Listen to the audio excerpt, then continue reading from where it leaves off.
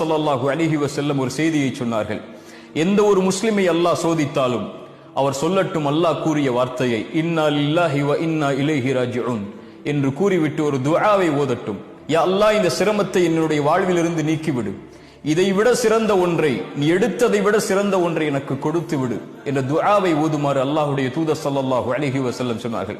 உம்மு சலமா, அவங்களுடைய கணவர் அபூ சலமா ரலியல்லாஹு அன்ஹு மரணித்து விட்டார்கள். உம்மு சலமா அவர்கள் சொன்னார்கள், அபூ சலமாவை அல்லாஹ் எடுத்து விட்டான், அபூ சலமாவை விட சிறந்தவரையா அல்லாஹ் எனக்கு கொடுக்க போகிறான் இந்த துஆவின் அடிப்படையில் என்று கேட்டார்கள். உம்மு சலமா ரலியல்லாஹு அன்ஹா அவர்களுக்கு அல்லாஹ் யாரை கொடுத்தான்?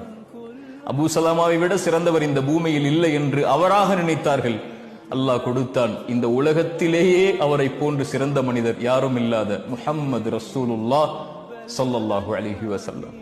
இந்த உலகில் எதுவும் நடக்கலாம், எதுவும் எடுக்கப்படலாம், எந்த ஒன்றையும் அல்லாஹ் எடுத்தாலும் அது உங்களுக்கு நலவுதான், எந்த ஒன்றை அல்லாஹ் உங்களுக்கு கொடுத்தாலும் அதுவும் நலவுதான்.